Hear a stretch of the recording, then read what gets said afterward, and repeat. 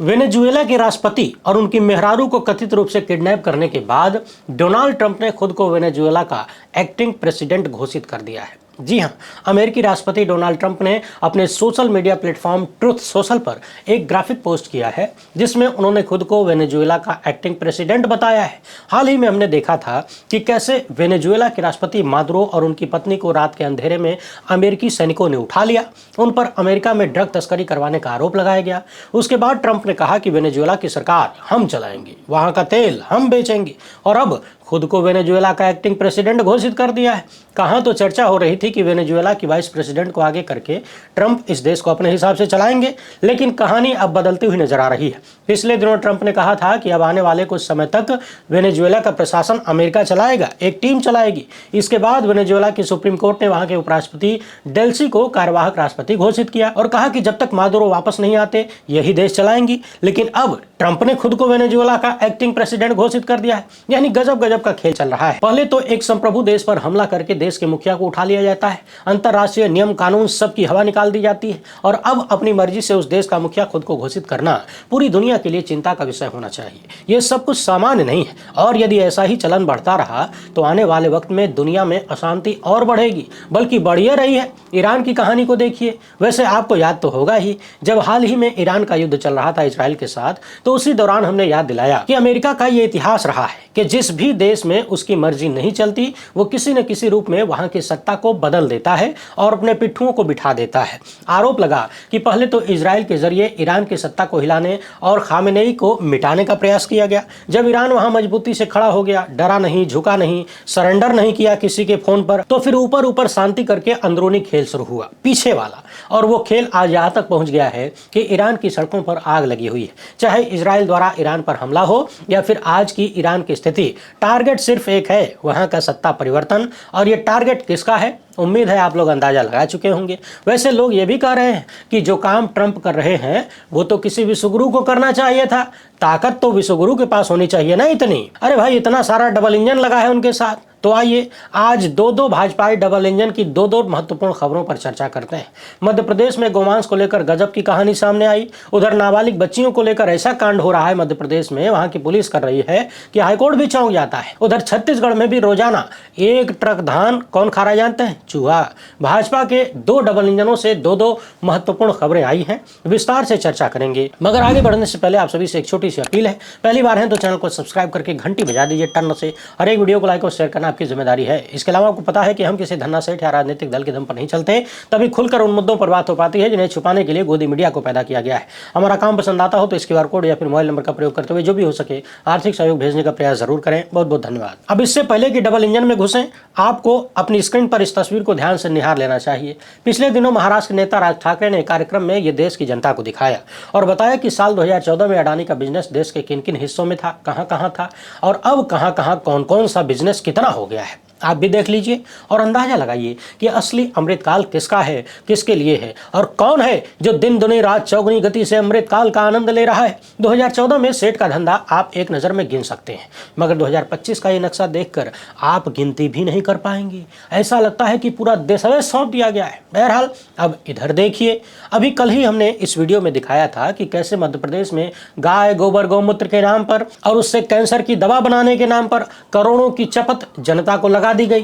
15 लाख रुपए में मिलने वाली चीजें लगभग 2 करोड़ में खरीदी गई। लेकिन आज तक गोबर और गौमूत्र से यानी पंचगव्य से कैंसर का इलाज निकला नहीं। अरे होगा तब तो निकलेगा। यानी भारत में यदि राजनीतिक रूप से सफल होना है तो गाय गोबर और गौमूत्र के नाम पर कुछ भी करते रहिए, पैसा वो खूब आएगा, राजनीतिक संरक्षण भी रहेगा, भौकालो टाइट रहेगा, जेब भी माला माल रहेगा। अब मध्य प्रदेश की ये कहानी देखिए। 9 जनवरी की खबर बताई जा रही है। आपको याद तो होगा ही कैसे देश भर में गौहत्या और गौमांस के नाम पर चुन चुन के मुसलमानों की लिंचिंग होती है और सत्ता संरक्षण के साथ साथ ये सब कुछ किया जाता है। लेकिन यहाँ देखिए, मध्य प्रदेश में भोपाल नगर निगम के स्लॉटर हाउस से ही एक गाड़ी निकलती है और उस गाड़ी में करीब 26 टन मांस मौजूद था तथा बाद में जब उस मांस की जांच हुई तो पता चला कि वो तो गौमांस है। अब सवाल उठा कि क्या इस स्लॉटर हाउस में गाय काटी जा रही है कथित रूप से, और ये उस मध्य प्रदेश में हो रहा है जहाँ पिछले कई दशक से भाजपा की सरकार है। मामला सामने आने के बाद हो हल्ला मचा, हिंदुत्व वाली संगठनों ने शोर मचाया, पुलिस कमिश्नर ऑफिस का घेराव हुआ और सवाल ये उठा कि आखिर 22 दिन पहले गाड़ी पकड़ी गई थी,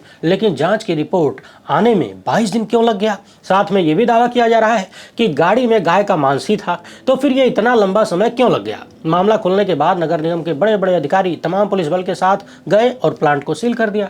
भास्कर की रिपोर्ट सवाल करती है कि शहर में भाजपा, राज्य में भाजपा, केंद्र में भाजपा और मुद्दा भी गाय का ही चल रहा है, फिर भी नगर निगम के स्लॉटर हाउस में 26 टन मांस जब्त होता है। गाड़ी से गौ मांस की पुष्टि होती है। हालांकि इस रिपोर्ट में एक और महत्वपूर्ण बात लिखी है जिस पर ध्यान देना जरूरी है, और वो ये है कि शहर में रोजाना 80 से ज्यादा मृत मवेशी मिलते हैं। यानी खुले तौर पर घूमने वाले 80 से ज्यादा मवेशी रोजाना शहर में मरे हुए पाए जाते हैं। स्लॉटर हाउस के लोग पूरे शहर से उन्हें इकट्ठा करके प्लांट तक ले जाते हैं। नियम के मुताबिक गाय के शव को अलग तरीके से नष्ट किया जाता है तथा अन्य पशुओं के शवों से अलग तरीके से उत्पाद बनाए जाते हैं, यानी प्रोडक्ट।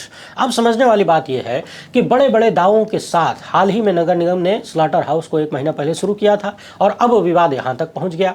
प्लांट को सील करके संचालक असलम कुरैशी को पुलिस ने गिरफ्तार भी कर लिया है। अब इसमें कौन सी कहानी सही है, कौन सी नहीं है, ये तो भगवान जाने, क्योंकि शहर भर में आप भी देख सकते हैं मवेशी मृत दिख जाते हैं। न तो उनके खाने पीने और न ही रहने की उचित व्यवस्था मिलती है।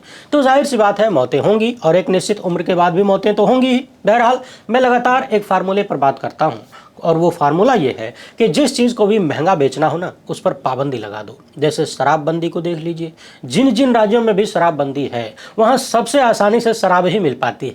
पानी नहीं मिलेगा, दूध नहीं मिलेगा, लेकिन शराब मिल जाएगी एकदम टाइम से डिलीवरी के साथ। फ़र्क बस इतना है कि महंगी मिलती है। अभी हाल ही में जब हम बिहार गए थे और 5 साल पहले भी जब बिहार गए थे, तब भी मैंने दोनों बार ये महसूस किया। पहली बार जब गया तो होटल वाले ने पूछा कि साहब कुछ चाहिए। हमने भी चुटकी लेते हुए पूछ लिया कि क्या क्या मिल सकता है। उसने कहा ब्रांड बताइए, सब मिल जाएगा 10-15 मिनट के भीतर। और अभी हाल ही में बिहार चुनाव के दौरान जब पहुंचे थे, तब तो ऑन कैमरा वहाँ के लोगों ने कहा कि आप बताइए कौन सा चाहिए, अभी मंगवाते हैं, दोनों लोग बैठ के पियेंगे। तो ये है हाल शराबबंदी का। अब जरा मध्य प्रदेश हाईकोर्ट से निकली इस खबर को देखिए। यहाँ के डबल इंजन के कारनामों को देखकर हाईकोर्ट भी चौंक जाता है। यहाँ नाबालिग लड़कियां बड़ी संख्या में 10 साल से भी ज्यादा वक्त से गायब हैं, मगर पुलिस को कुछ पता नहीं है। यानी राज्य से लड़कियां गायब होकर कहां चली जाती हैं, मध्य प्रदेश की पुलिस को कोई जानकारी नहीं। जस्टिस अहलुवालिया और जस्टिस अनिल वर्मा की बेंच ने कहा कि यह मामला सच में चौंकाने वाला है कि कुछ लड़कियां पिछले 10 साल से भी ज्यादा वक्त से गायब हैं, लेकिन पुलिस उनकी जानकारी हासिल नहीं कर पा रही है। यह भी नहीं पता कि पुलिस हेडक्वार्टर ने पिछले 10 साल से ज्यादा सालों से लापता लड़कियों के बारे में संबंधित पुलिस स्टेशन को कोई खास निर्देश भी जारी किया या नहीं। एक याचिकाकर्ता ने 5 लोगों पर गंभीर आरोप लगाए और कहा कि उसे 9 साल की उम्र से इस धंधे में ढकेल दिया गया। अब इस केस में नोटिस जारी करते हुए डिवीजन बेंच ने अधिकारियों को सक्रिय रूप से जांच करने का निर्देश दिया। देखिए कब तक जांच होती है। इस खबर के अनुसार शिवपुरी जिले से फिलहाल लगभग 30 लड़कियां जो कि नाबालिग हैं गायब हैं। अकेले 2025 में लगभग 228 नाबालिग लड़कियां लापता हो चुकी हैं, जिनमें से 210 को बरामद भी कर लिया गया। यह पुलिस का रिकॉर्ड है, लेकिन वही पुलिस ये साफ तौर पर नहीं बता पाई कि ये लड़कियां खुद से वापस आ गई या फिर पुलिस ने मदद की। लेकिन आप लोग टेंशन मत लीजिए, पिछले दिनों हमने आपको दिखाया था ना कि कैसे लाखों की संख्या में न सिर्फ मध्य प्रदेश बल्कि देश के अलग अलग राज्यों से लड़कियां, महिलाएं गायब हो रहे हैं, बच्चे गायब हो रहे हैं और किसी को कुछ अता पता नहीं है। पुलिस नेताओं की जी हुजूरी और पांव धोने में लगी है या फिर विपक्ष को सड़क पर गिरा गिरा के कूटने में लगी है, और जो सवाल करे उन पर यूएपीए डाल के जेल में बंद करने में लगी है। अब जरा छत्तीसगढ़ की ये विश्वगुरु टाइप खबर देखिए। यहाँ भी डबल इंजन है। यहाँ सरकारी धान यानी जनता के टैक्स के पैसे से खरीदा गया जनता का धान, जिससे चावल निकलता है, जिसे आप बना के भात खाते हैं, वो दिन दुनी रात चौगुनी गति से गायब हो रहा है। और सरकारी सिस्टम बता रहा है कि धनवा चूहा खा गया, कभी कह रहा है कि पक्षी चोंच मार मार के उड़ा ले गए, कभी कहता है कि दीमक धान खा रहे हैं, सूखने से वजन कम हो गया। बहाना बनाया जा रहा है, मगर ये रिपोर्ट इशारा दे रही है कि ये सब कुछ तो टोपी पहनाने वाला काम है। असल कहानी घोटाले की है। छत्तीसगढ़ के महासमुंद जिले में सिर्फ 10 महीनों के भीतर 81,620 क्विंटल धान खराब होने के नाम पर गायब बताया जा रहा है। यानी कहा गया है कि पिछले 10 महीनों में 81,620 क्विंटल धान खत्म हो गया। कभी कहा गया कि सूखने से खराब हो गया, तो कभी अलग अलग बहाने दे दिए जाते हैं। ये रिपोर्ट बता रही है कि 11 क्विंटल धान प्रति घंटा गायब हो रहा है। कितना? 11 क्विंटल 1 घंटा। यानी बॉलीवुड की 3 घंटे वाली एक फिल्म देखिए, तब तक 33 क्विंटल धान यहां से गायब हो जाएगा। और रोजाना 272 क्विंटल धान, सोचिए, डबल इंजन का शिकार हो रहा है। यानी 1 घंटा बीता और 1 ट्रक धान गायब। इस रिपोर्ट के अनुसार ये बात किसी भी रूप में सामान्य नजर नहीं आती। बताया गया है कि महासमुंद, बागबाहरा, पिथौरा, बसना, सरायपाली इन सभी जगहों पर 2.5% से लेकर लगभग 4% के बीच नुकसान दिखाया जा रहा है। अधिकारियों का कहना है कि यह टेक्निकल बात है, आप लोग नहीं समझेंगे। कहा है कि 5 महीने की जगह 11 महीने तक धान को स्टोर किया गया है, इसलिए नमी सूख गई है और वजन घट गया है। छत्तीसगढ़ को धान का कटोरा कहा जाता है, लेकिन अब उस कटोरे में छेद होने की बात सामने आ रही है और ये छेद है सरकारी, क्योंकि लाखों क्विंटल धान गायब हो रहा है। और इसके लिए जिम्मेदार कौन है? चूहा, पक्षी, दीमक। सवाल यह है कि क्या छत्तीसगढ़ और वहां की सरकार तथा भाजपा से संबंधित तमाम राष्ट्रवादी संगठनों का ध्यान इन चीजों पर कभी जाता है या फिर उनका टेंडर खाली ध्यान भटकाने का ही है? इस खबर को देखिए। छत्तीसगढ़ के सूरजपुर जिले में बजरंग दल के लोगों ने बंगाल से आए 8 प्रवासी श्रमिकों पर कथित रूप से बहुत बुरी तरह से हमला कर दिया। ये लोग एक ब्रेड बनाने वाले कारखाने में काम करते थे।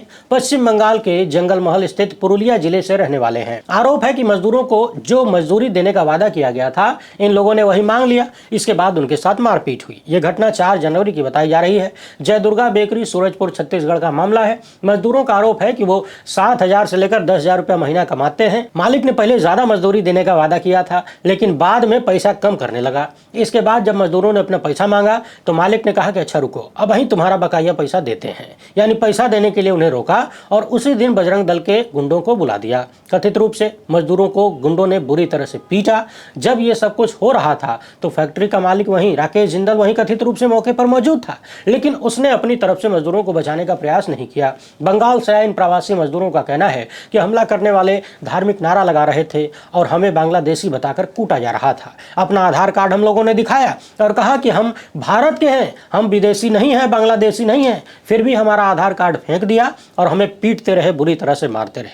कुछ मजदूरों ने तो मोबाइल चोरी करने का भी आरोप लगाया है, यानी हिंदुत्ववादी लोग चोर भी हैं। और तो और मजदूरों ने यह भी कहा कि पुलिस को जो करना चाहिए था उसने वो भी नहीं किया। 8 में से 4 मजदूर किसी तरह अपने घर वापस गए और 4 को सरकारी शेल्टर होम में रखा गया है। यह भी कहा गया कि ये नाबालिग हैं। मोटा मोटी ये पूरी स्टोरी पढ़ने के बाद यही निकल कर आता है कि बंगाल के 8 मजदूर एक ब्रेड फैक्ट्री में छत्तीसगढ़ के डबल इंजन में काम करने गए थे। फैक्ट्री मालिक ने ज्यादा पैसा देने का वादा किया था, लेकिन पैसा कम दिया। जब इन लोगों ने अपना पैसा मांगा तो उसने कथित रूप से साजिश के तहत इन्हें पैसे देने के नाम पर रोक कर रखा और फिर बजरंग दल के गुंडों को बुलवाकर अपने ही मजदूरों को अपने ही सामने पिटवाया। और फिर पुलिस ने भी अपनी जिम्मेदारी कथित रूप से समय पर नहीं निभाया। सोचिए ये कैसा ट्रेंड बनता जा रहा है। बंगाल के लोगों पर तमाम भाजपाई शासन में अलग अलग तरीके से हमले हो रहे हैं। उन्हें बांग्लादेशी बताया जा रहा है, विदेशी बताया जा रहा है और अब तो ये पैसा कमाने और बचाने का भी तरीका बन गया है। पहले मजदूरों से काम कराओ, जब वो पैसा मांगे तो किसी हिंदुत्ववादी संगठन के गुंडों को बुला लो, मजदूरों को पिटवा दो, कह दो कि ये सब बांग्लादेशी हैं और पुलिस भी समय रहते आपको बचा नहीं पाएगी। अब आप लोग बताइए, 2-2 डबल इंजन के 2-2 भयंकर कांड कैसे लगे? कमेंट बॉक्स में अपनी बात जरूर रखिएगा। पहली बार है तो चैनल को सब्सक्राइब कर लीजिए। हमसे जुड़ने के लिए बहुत बहुत धन्यवाद। जय हिंद।